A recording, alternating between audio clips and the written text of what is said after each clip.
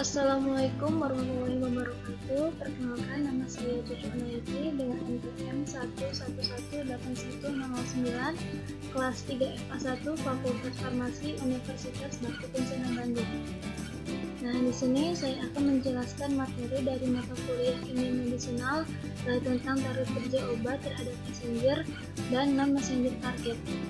Kemudian bagaimana sih kita memilih target kerja obat ketika kita ingin mendesain suatu obat untuk penyakit tertentu. Nah, penentuan target kerja obat pada level molekul merupakan bagian krusial dalam mendesain obat. Jadi, jika kita ingin mendesain suatu obat, maka yang pertama kita tentukan adalah kita itu untuk mendesain suatu obat untuk penyakit apa. Nah, setelah itu, tahu penyakitnya, kemudian menentukan targetnya pada level molekulnya. Adalah target yang mana jangan sampai salah. Kemudian, target yang kita ambil contoh, ingin mengobati kardiovaskular, malah menjadi mempercepat penyakit kardiovaskular tersebut. Nah, jangan sampai seperti itu ya. Kemudian ada target kerja obat. Nah, menurut farmakodinamik, meningkatkan atau menghambat fungsi organ. Kemudian untuk kemoterapeutik itu bekerja pada agen penyakit.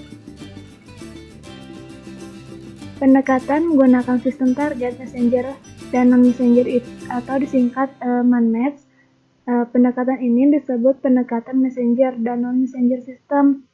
Dalam sistem ini secara umum dalam target kerja obat dibedakan menjadi dua, yaitu target messenger target atau targetnya messenger dan non-messenger target atau target selain messenger. Dia merupakan bukan target messenger. Menurut MANMETS, target kerja obat secara umum ada dua. Yang pertama, dia merupakan target kerja messenger, dan yang kedua bukan merupakan target kerja messenger. Buat teman-teman, apakah sudah tahu messenger itu apa? Nah, messenger itu adalah pesan kimia. Nah, tadi kan ada dua target messenger dan non-messenger target. Yang pertama itu ada target messenger yang berupa adanya reseptor neuron transmitter. Yang kedua ada reseptor hormon. Dan yang ketiga ada reseptor imunomodulator. Nah, jika ditanya messenger itu ada apa aja sih? Ada reseptor neuron transmitter, ada reseptor hormon, dan ada reseptor imunomodulator. Baik neuron transmitter dan hormon dan imunomodulator semuanya adalah molekul protein. Nah, semua kelompok target kerja obat, yang pertama molekulnya protein jika ada. Reseptor neuron transmitter itu artinya tempat terikatnya neuron transmitter. Yang kedua, reseptor hormon tempat terikatnya hormon supaya hormon itu bisa bekerja.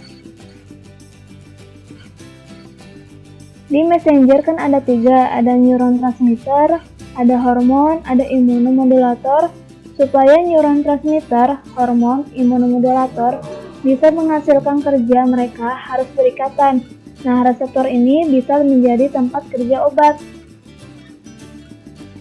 Jadi, kalau kita mau mendesain obat pada target messenger target, ini kita bisa mendesain obat pada reseptor neuron transmitter itu.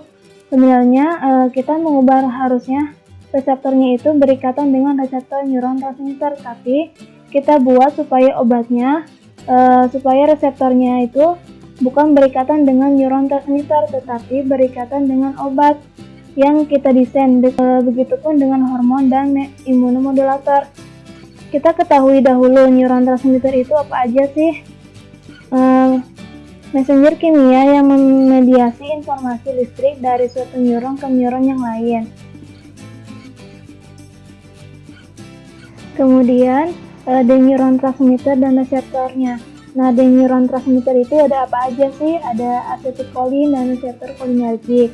Kemudian ada norepinefrin dan reseptornya itu adrenergik. Kemudian ada dopamin dan reseptornya itu dopaminergik. Yang keempat ada serotonin dan reseptornya itu serotoninergik. Yang kelima ada histamin dan reseptornya itu histaminergik. Yang keenam ada glutamat dan reseptornya itu glutamatnergik. Kemudian ada glisin dan reseptornya itu ada glisinergik. Kemudian ada neuropeptida dan reseptornya itu neuropeptidanergic, meliputi peptida opioid, neurokinin, neuropeptida Y, galanin, kolistokin. Kemudian ada neurogas, reseptornya itu meliputi NO dan CO. Kemudian ada taurin dan beta-alanin. Kemudian yang terakhir ada purin dan adenosin.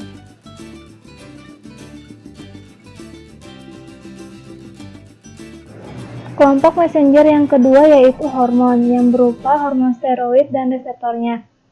Yang pertama, hormon steroid, contohnya itu hormon-hormon kelamin seperti estrogen, progestin, androgen, dan steroid adrenal. Yang kedua ada hormon peptida dan reseptornya itu contohnya ada neurohormon, pituitari, oksitosin, dan vasopressin. Kemudian ada insulin dan glukagon. Kemudian ada renin, angiostensin hormon. Nah, target dari reseptor ini bisa kita jadikan target kerja obat. Prinsipnya itu sama memanipulasi reseptor.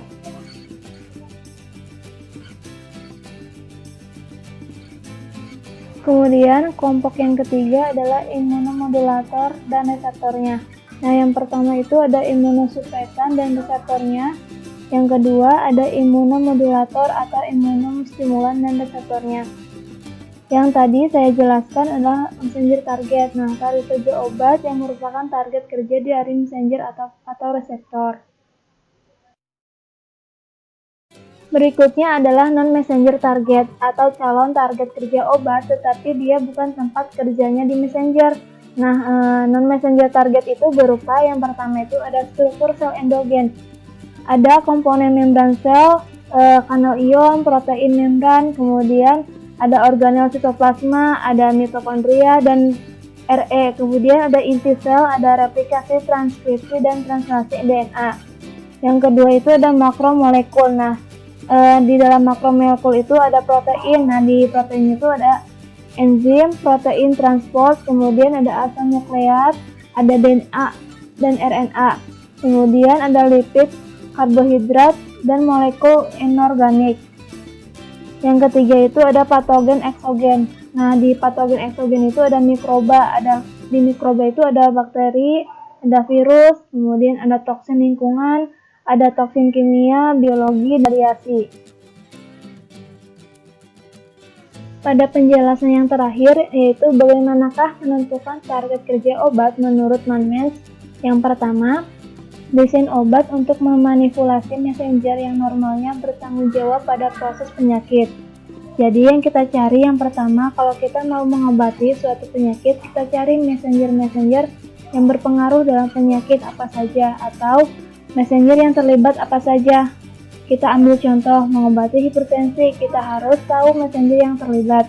Ada neurotransmitternya yang berpengaruh apa, kemudian hormonnya apa, kemudian imunomodulatornya apa. Nah, kita cari di antara semua messenger mana yang paling potensial untuk menjadikan obat kita jadikan target kerja obat baru. Kemudian kita desain obatnya menurut target tersebut. Yang kedua, desain obat untuk mempengaruhi target endogen yang terlibat pada proses penyakit. Namun, tidak termasuk sistem messenger, tetapi masih berupa apa yang pertama berupa kelompok dari struktur sel endogen. Apakah sitoplasmanya atau retikulum endoplasmanya atau membran selnya atau pakai makromolekul endogen. Nah, yang ketiga itu desain obat untuk menyerang penyebab eksogen. Kita cari dulu penyebabnya, kemudian desain obat untuk menyerang penyebab eksogen.